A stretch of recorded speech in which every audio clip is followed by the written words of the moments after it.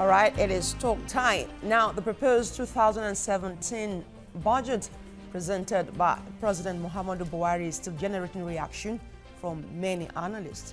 And they are more worries that the budget may not truly take Nigeria out of recession. Let's take this report on the budget and we get along. Stay with us. Tagged budget of recovery and growth, President Buhari says the 7.298 trillion naira budget estimate, that is about $2.3 billion US, will bring the country out of economic depression. Buhari assures his audience and indeed Nigerians and the international community the implementation of the proposed budget will be based on economic recovery and growth strategy. And arising from the country's cash crunch and alleged large-scale corruption, the president announces government's resolve to end the 60% equity shareholding at its counterpart funding in various oil and gas fields operated by international and indigenous oil firms. Buhari admits Nigerians are passing through some critical moments, but he assures them the government isn't reneging on its determination to diversify the economy and restore the nation's lost glory. He is elated his government has been able to change the purpose orientation towards made-in-Nigeria products and said more emphasis will be placed on local production for job creation. I will stand my ground and maintain my position that under my watch, that all Nigeria is slowly but surely disappearing and a new era is rising in which we grow what we eat and consume what we make. On its part, the National Assembly leadership stresses the need for viable partnership between the executive and the legislature. Kindly join me in urging Mr. President to add distorted budget cycle and abundant capital projects, otherwise known as white elephant projects, to the list of many things, in addition to corruption, that he must kill. This calls for creativity, which cannot be realized if we do not lose our fear of being wrong.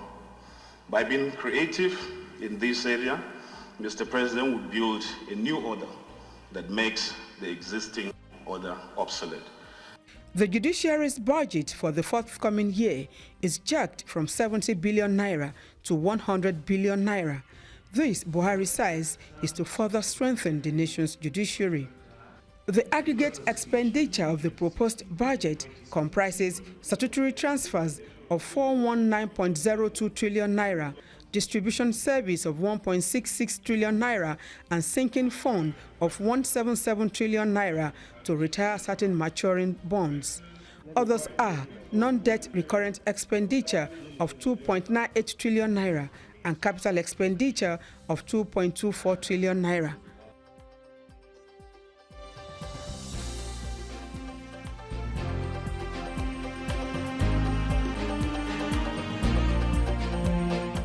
All right, joining us now is a lecturer at Pan Atlantic University, Austin Weze. Many thanks for your time this morning on TVC Breakfast. All right, let's dive into it. What do you make of the appropriation bill in general before we narrow it down to the Interior Ministry? Well, I think it's also very ambitious, just like 2016 budget, was also is still very ambitious. But we have seen from experience that a proposal is also different from actual, and the thing lies on how do we, first of all, raise the money to carry out this project, and how do we actually get the square pegs into square holes to really implement these budgets. That is the crux of the matter. It's in the implementation. In the history of Nigerian budgeting, I'm not sure that we have gone beyond 30–35%. And we have not learned from past experience to find out why is it that we cannot even implement? What are the roadblocks that we encounter in the course of implementing. The president, while presenting this budget, said one of the issues had to do with the decrease in the sale of oil between at the time the 2016 budget was to be implemented and now. But people have actually asked questions between that time and now, the price of crude Yes, had jacked up a bit. So Yes. what's the excuse? No, you see, because one is that they must make an excuse to explain out why they're not doing what It they was should be. beyond the benchmark for That's the budget right. itself. That's right. So, but the point is that there's not much thinking going on in governance anymore. You know, it's like we have outsourced our thinking to some other place. You know, maybe China, maybe India, and all that. And that is what is going on. There's no creativity. There's no. Once you have the problem, you need some creative ideas on how to solve it before throwing money to it. You know, All right, so- is that to say that there is no much optimism as to the budget of 2017 being really a budget of growth and taking And the country recovery, out according of to the president. recession? You Then, know, when budget they of say recovery. take out a recession, and I just say that recession is not something you just legislate out of or you order. I order you to probe this. I order you to come out of recession. There's a process and there's a pattern, you know. And if you study patterns like I do, you find out that how this 2017 will end. We have not found out what happened, what percentage performance for 2016 budgets, you know. And I blame you people, the media. You Oh, people, really? yes. I mean, I hold you responsible because you are the source of our information. You need to tell us, how have they performed the 2016 budget? What are the weak areas? You know, what are the strong areas? What did they do well? What didn't they do well? So that you can learn from, you know, you learn from the past, you know the present. From the present, you know the future. So we now know the present that we have not known. Even if it's 20% performance of the 2016 budget, let us know. You know, as at August this year, so most ministries have not even received the allocation. So how do you expect them to perform? You know? And some critical ministries that are supposed to usually give you growth. Okay, growth and, you know, in this budget. Now, which ministries will catalyze this growth? Science and technology. What is the budget for science and technology? The chunk of the money goes to power. Yeah. The power depends on science and technology. Because that chunk of money going on is going to foreign economies. Because we need to import all these things, not growing our own indigenous technologies. And science and tech is supposed to be. Well, the president has said that he's going to focus on local content. The Nigerians should produce what we eat, Do we consume. have what the we grow. equipment? The money is the cost of most manufacturing and all that. It's in the equipment. Do we have it? Do we have the So power? it's a case of making policy statement, but the fundamentals. The fundamentals are not there. Are not there. You know, we should, I keep saying this. If I were the president, I'll just say between 7 and 10 years, you know, and say, look, for us to produce what we eat, you know, like a farmer going to the farm, first of all, you have to, you know, clear the grass before you plant. But what the president is saying that you plant before, even when the grass is not cleared. Clearing of the grass is to have the local content. They are smart Nigerians, even in diaspora, we can reach out to train them, you know, to know how to learn, make all these things. And there's some people in Aba and in Newi that can have natural endowment to make all those things. Create an enabling environment. Fabrication. All right, we'll come back to this. Yeah. Let's go on a break and we come back to do more on this. We're focusing on the Ministry of Interior. We're just laying the foundation. And we have Dr. Austin Weze with us from the Pan Atlantic University. We'll discuss this as we get along. Stay with us on TVC Breakfast.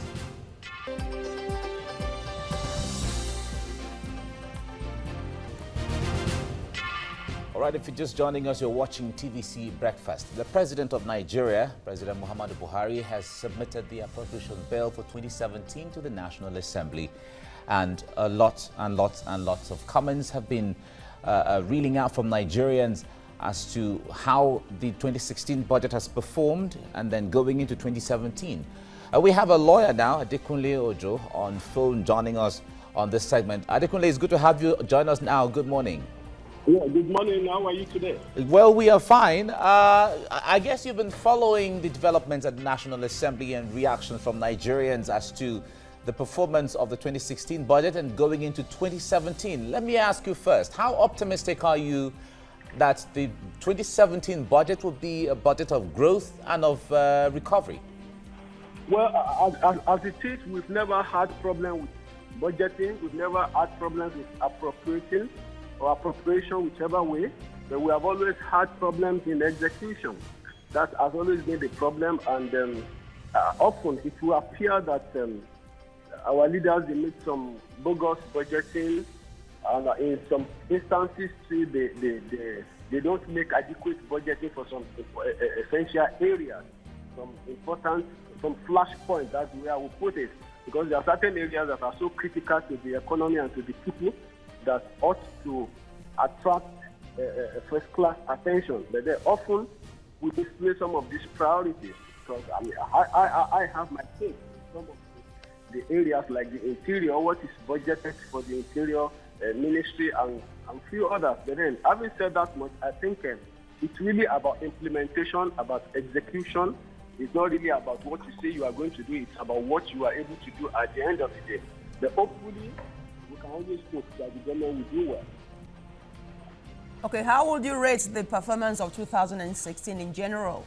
What scorecard would you give to the implementation of the 2016 budget? Well, apparently we had some intervening factors. Let me put it in that manner. The cost of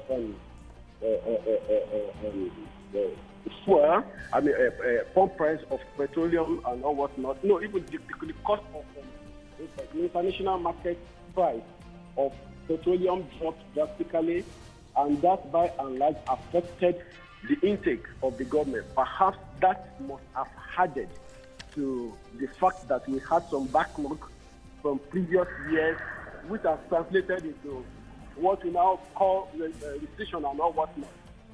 With the recession, not much could be done, and it will appear that the government never prepared for what they had in 2016. And having said that much... Okay, I think we lost the line. Oh, we lost the line. We will get back on that shortly. Let's get on with the program now. Nigeria's 2017 budget has a capital expenditure of 2.24 trillion naira with provisions for key capital spending. Let's take a look at the benefiting ministries. Of this amount, the Ministry of Power, Works and Housing is to get 529 billion naira, which is the highest. And Transportation has 262 billion naira. Special Intervention Program, Defense has 140 billion naira. Water Resources, 85 billion naira. Industry, Trade and Investment, 81 billion naira. Interior has 542 billion naira. And of course, education is also there. Universal Basic Education Commission. And of course, we have 92 billion health, 51 billion Federal Capital Territory, 37 billion Niger Delta Ministry, 33 billion, and Niger Delta Development Commission has 61 billion. Now, the Interior Ministry is the 6th highest capital expenditure beneficiary with the 63 billion naira. That's the increment. And that's the ministry will be focusing our discussion. That's what we'll be focusing this morning. Now, let's get into the ministry will be focusing on the Interior Ministry right now. Okay, I'm supposed to get you back to my wall to give you analysis, but we'll get ready to go on that. But let me ask Dr. Mweze here. When it comes to the Ministry of the Interior, really a lot of people don't really get to understand what the Ministry of Interior does, except when you begin to mention like immigration, oh, okay, customs, oh, okay, fine. But when it comes to the Ministry of Interior, let us talk about more on that. How effective have they been, apart from these parastatals? Yeah, you look at home security.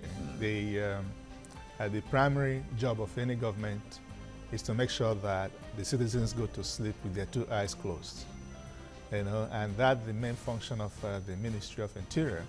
And to make sure that the police, they're well equipped to police every nook and cranny, that anything concerning home affairs, but to do with Nigeria, you know, that to make sure that the borders, everything is well protected, and people coming in into the country, they have legal papers, and you know, even those of us going out there, we know where we're going, so that we don't fall in the hands of the route to Libya and all that. At least nowhere. Because we just talked about migration earlier on. Yes, yes. But there are lots of people, for instance, those who are carrying out, many of the herdsmen that have carried out mayhem on Nigerians. We've heard ministers, government officials saying they are not Nigerians. And what is the Ministry of Interior doing in that instance? If foreigners can come and then unleash all kinds of attack on citizens? That we are alive today is by the protection of God and by the grace of God. Because if you leave it to the hands of those that are supposed to provide security, you know, we would have been all dead by now.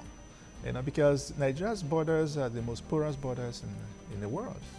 You know, we have close to 1,000 points where people can come in across the country. And, you know, not much. What can 63 billion do? In terms of capital? Yes, it is to build walls. You know, you heard of Donald Trump trying to build walls. Build a wall. France has also built walls. And, you know, so walling is it's like what's is trending now, walling. You know, to make sure that immigration, people are protected, because jobs are going out and people are coming in, causing mayhem and all that. You know, the Nigerian borders is like, because part of these countries, the way Nigeria is, you know, geographically fashioned, you know, divided, is part of a family, a community, is split into two. Family members are in Cameroon, the other members in, you know. So you want to stop them from, and probably the person at the border is a family member of both. Exactly, ethnic group or even ancestry. Yes, ancestry, because they're the same. For instance, the Fulani stock, for instance, they are all in Cameroon, Niger, and all these places. And family member, your cousins are over there, you know. So it's not properly, you know, demarcated, yes. So the mapping is wrong, faulty. Yeah. So that's another challenge that we have, you know. And again, it's all about rhetorics, about, you know, and we have not really considered immigration and home security as a serious thing that we need to look at. You know, and let me share this. I usually tell this story about a woman that got her property stolen in the night when she was sleeping. Okay. And she went to the king to demand that the king return all that was stolen in the night from her house. So the king said, I'm not the thief, you know, but he said, you're my king. You're supposed to be protecting, stay awake while I'm sleeping. So, wow. And the king saw the you know, the reason for that, that his job is to stay awake when the citizens, that's why he's the king. So he ordered his men to go and make sure that they return that woman, no matter, they should buy her another electronic, whatever they stole from her house. And that is the job of the government, to make sure that the home security is there, so that we can go to sleep and wake up with our two eyes closed. We can't even sleep. I don't sleep with my two eyes closed. Even to sleep with one eye closed. If it's let me wake up with it closed. All right, let's go to Adekunle Ojo now. One of the parastatals under the Ministry of Interior, one of the agency, is that of prison. And I'd like to take you through one or two prisons that we have in Nigeria. The prison in Kunto Karufi was established in 1918. All right, and when it was established, it was meant to just house about 50 inmates. That was the intention for creating that particular prison. So 2014, it was housing about 180 inmates. As we speak right now, that prison houses about 263 inmates. That's in Kunto Karufi. Then if you go to the prison in Nsukka, which was is meant to house about 180, right now houses about 264. That is just to mention a few. Now the capital project, the budget for 2017 for that particular Interior Ministry says 63 billion. How will the prisons fare with this money? Well, basically, I will say that we've always had that problem, and it's unfortunate that we are yet to get out of it. But then the problem with the prisons is a bit fundamental, because if you look at it quite well, and this is part of the reason why some of us will always complain about the way our constitution is framed. If it is the responsibility of the federal government to maintain the prisoner, then the question should be who congests the prison? It is the state, most of the state high courts, the state magistrate courts and all what, not because they don't feel the front. They have this tendency of just people that are not supposed to be in the prison. They are there. But having said that much, that's about the lopsidedness. But then, having said that much, it is quite clear, without mentioning what has been budgeted for the Ministry of the Interior. That's why we have inmates die day in, day out. It is far from being adequate. And unfortunately, even what you said has been budgeted. Often, it does not even get to all these people, because if you have been to the prisons, like some of us have been to the prisons, you will find out that even for the number of people that are there, the amount of money that is supposed to have been budgeted for their feeding per day, they don't get it. And you imagine one thing, that even if you get to some of the prisons, most of the female inmates, they often come out with becoming pregnant and all whatnot. You keep wondering, how did they get to this level? So many things ought to be done by the government, because apparently poverty can make people to do what they are not supposed to do. If you have female inmates that are not being well taken care of, there is a tendency that people will lure them into what they shouldn't be, just to get their life secure, just to get their to get themselves fed one way or the other. So apparently, I would say that the government needs to look into this. The National Assembly too needs to look into this. Is it not high time that we amend our constitution so that the maintenance of the prisons will not be the sole responsibility of the federal government? Why is it that the state that congests in most cases, because I will conclude that the state congests more than the federal. If you have the judiciary that congests the prison, why not make a budget that will enable you to keep the prisoners while they are there? So I think all of these needed to be looked into, and the high time we look into it, the better for us. But having said that much, what has been allotted to the Ministry of Interior will not in any way ensure that the welfare of the prisoners are better. They have the right to live, and they have the right, just like every other person, why they are still there. And even for people that are on death row, they have a right that should be secure. They are there not because they want to be there. Yes, circumstances have sent them there, and the state ought to take the very best care of its inmates. All right, Adekunle, thank you. We'll come back to you shortly. Let's go on a break, and we'll be back. I'll take you to my wall when we come back. Stay with us.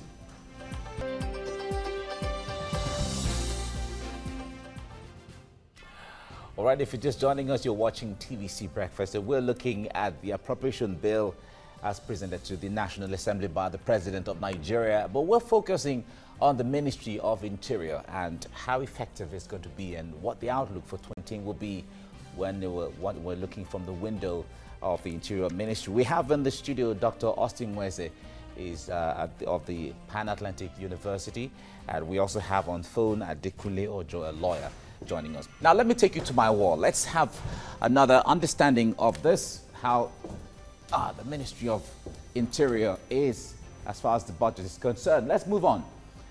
Now, the Ministry of Interior has the mandate to providing and maintaining internal security, like Austin has said, and citizenship integrity, and that's their main task. And these are the parastatals that form the ministry. Now, we have, under the Ministry of Interior, now we have the Nigeria Customs Service, although the revenue side of the Customs Service is under the Ministry of Finance, but administration is under. We have the Nigerian Immigration Service. Now we have the Civil Defense Corps. We have the Nigeria Prison Service, and then we also have the Nigeria Police. The Commission is under the Nigeria. And then we also have the Fire Service. Yeah, the Fire Service is also under the Ministry of Finance. Now, in 2016, the Interior Ministry got 513 billion naira in the 6 trillion naira budget, and that was about 8.5% of the 2016 budget. Now, Nigerians have been asking the question, how far has that gone? What foundation did that lay, and all of that?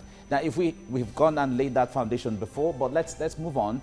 Now, moving on, a total of 545 billion naira has been earmarked for the Ministry of Interior, and 480 billion naira will go into recurrent expenditure, payment of salaries, emoluments, and other issues of pension and so on. And we have the capital expenditure of about 63 billion naira. Now that's a question. Busalami earlier on took us to Cotton Karfe prisons that was constructed in 1918, meant for 50 people, but we have more. I wonder if you want to say anything about that briefly. Yeah, one is this. Our concept of prison, we have to get it right. What is prison meant for? Is it meant to punish people or correct adversarial behaviors? And that is the one thing we have to really understand. And those running the affairs of the prison, for instance, need to know, okay, is it as a correctional center or as a punishment center? And I think they see it as punishment. That's why in 1918, prison that was meant, no improvement, nothing, not much. Okay, no new buildings and nothing. I was expecting that the former president of Obasanjo, when he was in Yola prison, and people were advising him to look at the prison very well. Because he's been there. He's been there. So that when he comes out, he will reform the whole thing. But nothing has been done, because they see it as punishment. Why should you, that when you punish people like that, they now correct, but that is not the case. It's originally meant to be correctional. Correctional, that's the concept. Okay, we'll come back to this. Now let's move on. Now, the 545 billion naira allocated to the Interior Ministry accounts for about 7.5% of the 2017 budget. And if we do the breakdown, now let's look at the funding for the ministry in the past 3 years. In 2014, about 443 billion naira was allocated to the Ministry of Interior, and then it went up to 477 billion naira in 2015. In 2016, it got 513 billion naira, and it keeps going up and up. In 2017 now, as submitted by the president recently, is stood at 545 billion naira. That's the allocation to the Ministry of Interior. Let's move on. Now, what does the Interior Ministry use its funds for, especially now that they have a capital budget of 63 billion naira? That's a big question. But from our findings, they spend their total budget basically on personnel costs, overhead costs, pensions, certainly their front infrastructure, their equipment to get, and all of that are things listed ideally. But if you talk about infrastructure, especially if you're talking about the issue of prisons, the picture that is painted here may not necessarily have benefited from the monies allocated to the Ministry of Interior over the years. But we have listed the ministries to be police, civil defense. Yeah, we have the police in there, we have the civil defense, we have the fire service, we have the customs service, and we have the immigration. And there are capital projects to be carried out in some of these, in all of these different parastatals under the Ministry of the Interior. Now, the police, are they building more police stations or buying arms or uniforms for officers? That is one basic question. Let's take it from there, Austin. Well, yeah. When it comes to the police, apart from state governments putting so much into, especially Lagos State is one state that has been really supporting the police service, for instance. How much is the ministry doing in the area of equipping the police? Well, I think just like the government attitude in health and all that, bring your own health, bring your own local government and all that. And the police, the same thing, bring your own uniform, bring your own this. But the issue is the template that the colonial masters left for us that we're still operating. We have not made any improvement. When the colonial masters organized the police, it was for crowd control. And up till now, we're still doing crowd control. You know, the issue of police barracks should be removed. We don't need barracks at all. And have you gone to these barracks to see how terrible they look and the condition of lives? Policemen sleeping in the barracks, in the police station because they don't have homes, And the thing is this, to make the police effective, they should make a deliberate policy to make sure that every policeman lives and owns his own home within the community. And that's why we said that state policing and community policing is important. But what if you transfer that of that community? You get another community and own another home? No. You see, yeah, because what if you're transferred to another community and all that, you can decide to sell and buy another home, okay, if you want. But most times when you have state police and all that, before you have the federal that controls everything. But now the states don't even have control. If you look at the police, they'll say, okay, it's not our job. The governor of a state cannot even tell a policeman to, rather you remove the police attached to him. So how do you want him to invest? If not that some companies, started from Fashola's regime, he got some companies to contribute money to fund a police fund. And then some states also are towing that line to have some companies, have this. But the police even, the welfare of the police is so appalling that, okay, it's disturbing. All right, we'll come back to this. Now, apart from the police, the prisons is one other thing, and then the immigration and the customs and the civil defense. These are all parastatals under the Ministry of Interior. And one would wonder how much money goes into equipping all of this, and about 63 billion is allocated to all of them one way or the other. Let's move on. Now, the Nigerian Prison Service has 8 zonal commands and 36 state commands and 1 FCT command, and certainly has 240 prisons in the country. From the records we have, 4 training schools and 1 staff college. And if you're talking about capital expenditure, all of this are going to need to share from that 63 billion that has been allocated to them. Let's move on. Now, the Nigerian Immigration Service has 3 directorates and 8 zonal offices and 36 state commands and the FCT. All of them are also going to need monies to upgrade their facility and operation. Now, if we move ahead, the Nigeria Police has 12 zones and zonal commands and has 36 states command as well, and the FCT.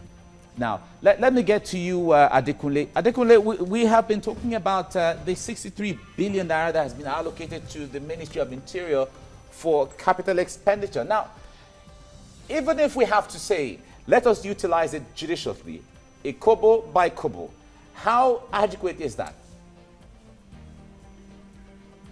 Is it still there? Oh, I guess we lost the line again.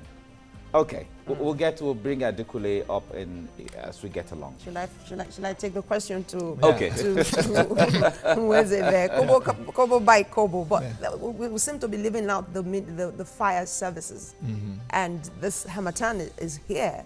And if you take statistics of what havoc fire had wreaked between the beginning of this year and now, it's not a small feat. Yeah. Do you think they are well equipped enough? At all, not well equipped. Even is the only effective or functional service, fire service, is the one that by companies, either banks or and then some aspect of Lagos State, all across the country. The fire service, if you see the building, even they look dilapidated, abandoned, and the trucks are there. You call them for this. There's no water. Why is it there's no water all the time? And we know the history of fire even in Lagos. And the previous years, almost every year by Christmas time like this, Balogun Market, Dumota Market, we catch fire. Like you say, Harmattan and all that. And sometimes it could be deliberate or something like that. I don't know. But the point is that before the fire service gets there, it's always damage would have been done, lives must have been lost, and all that. Like one of the universities that had fire incident, they called recently, they called the fire service. They came 2 hours after the fire had done the damage, and they started looking for water. I think there's some points where even in developing the communities and all that, you have a point where you can, just for fire service, you can just put your hose and then pump water into your tank and then move on to, to quench the fire and all that. But they are ill-equipped to perform their jobs. Even apart from equipment, the issue of training is there, because one would think that the biggest resource or the biggest equipment you need when there's a fire is water, as far as they're concerned. So what do you get there to do if you don't have water? It's a big question. It's just a rhetoric. Just blow siren, because that's all you hear. You hear the siren. And even during the air crash that happened at Zilisa and all that, part of this Dana Air that crashed, there was no no access to, and then the fire service couldn't get there. They were waiting for Julius Berger to bring something. Why are they always waiting for Julius Berger? All right, I just hope that we'll be able to handle this as a country so things can get better. But we have to close down on the topic right now. Dr. Austin Wise, thank you for coming on the program. Thank you, my pleasure. Thank you. Yeah. And we also thank Adekunle Ojo for joining us earlier on phone, although we lost the line and we couldn't have him on, but it's fine. Lost the line along the line. Hello. All right, this is where we come to the end of today's edition of the program. Tomorrow we'll be back again to discuss other issues, but take note the fact that this week we'll be discussing different ministries as far as the budgetary allocations are concerned on the appropriation bill as submitted by the President. I am Mike Okwocha. You can follow me for updates across Nigeria and other parts of the world and even Africa on my Twitter handle at @MOkwochaTVC. And I am Busola Meituwashi. Many thanks for your time. I'd like to hear from you, so tweet at me at Busisola TVC. All right, bye for now. Bye for now.